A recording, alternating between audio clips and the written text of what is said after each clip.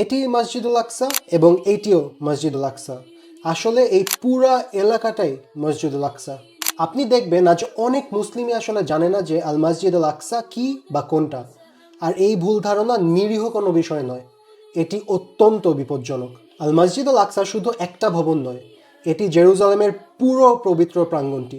এর মধ্যে রয়েছে আল মসজিদুল কিবলি, যেটাকে আমরা গ্রেট ডোম হিসাবে চিনি, ডোম অফ দ্য রক, এবং তারপর এই পুরা প্রাঙ্গণের প্রতিটি উঠান, প্রতিটি পথ, প্রতিটি দেয়াল এবং প্রতিটি জায়গা যেখানে আপনি নামাজ পড়তে পারেন। এটা আমাদের তিনটা পবিত্র জায়গার একটা, এমন একটা জায়গা যেখানে আপনি নামাজ পড়লে আপনার সওয়াব 500 গুণ বাড়িয়ে দেওয়া হয়। আমরা প্রায় শুনি মানুষ বলে যে ডোম অফ দ্য রক মসজিদুল আকসা নয়। এর একটি কারণ হতে পারে তারা কিবলি মসজিদের দিকেও মানুষের দৃষ্টি আকর্ষণ করতে চায়, কিন্তু এর যে ইঙ্গিত সেটা বিপজ্জনক। এই ইঙ্গিত বুঝায় ডোম অফ দ্য রক মোটেও আল আকসার অংশ নয়। এটি শুধু ভুলই নয়, বরং এটি সরাসরি জায়নিস্টদের পরিকল্পনাকে সাহায্য করে।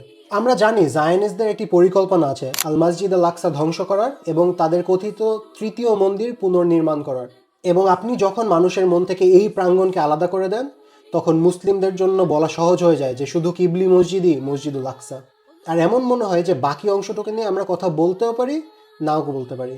কিন্তু সমস্যাটা এখানেই, জায়নিস্টদের ধর্মীয় আন্দোলনের কিছু গোষ্ঠী এই স্থানেই তাদের মন্দির নির্মাণের আহ্বান জানাচ্ছে এবং তাদের ধর্মীয় ঐতিহ্যের মধ্যে তারা বিশ্বাস করে যে প্রাচীন মন্দিরটি ঠিক সেই স্থানেই ছিল যেখানে আজ ডোম অফ দ্য রক দাঁড়িয়ে আছে। মানে আপনারা চিন্তা করেন এমন একটা পরিস্থিতি যেখানে তারা এই ডোম অফ দ্য রক ধ্বংস করে তাদের তৃতীয় মন্দির নির্মাণ করবে।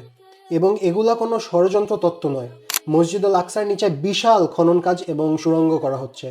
যারা মসজিদের দেখাশোনা করেন তারা আমাদের বলেন যে বছরের পর বছর ধরে স্থাপনা ও ভিত্তি দুর্বল হয়ে গেছে, এবং আমরা খালি কল্পনাই করতে পারি যে তারা এখন কি করছে যখন 1 মাসের অধিক সময় ধরে আল মসজিদ আল আকসা তারা বন্ধ করে রেখেছে। এবং আমাদের সামনে উদাহরণ আছে মসজিদুল ইব্রাহিমী। এই মসজিদটি মুসলমানদের মালিকানাধীন ছিল, কিন্তু জায়নিস্টরা সেখানে প্রবেশ করে এবং 1994 সালে এই মসজিদটা তারা ভাগ করে দেয় এবং মুসলিমদের জন্য ছোট একটি অংশ রেখে দেয়। এবং বছরের কিছু দিন তাদের উৎসবের সময় এই ছোট অংশতেও তারা সম্পূর্ণভাবে মুসলমানদের প্রবেশ বন্ধ করে দেয়। এবং তারা ওখানে কি করে জানেন? তারা জুতা পরে আমাদের মসজিদে প্রবেশ করে, তারা নিজেদের উৎসব পালন করে, তারা গান গায় এবং আমাদের মসজিদের ভেতরে নাচ গান করে।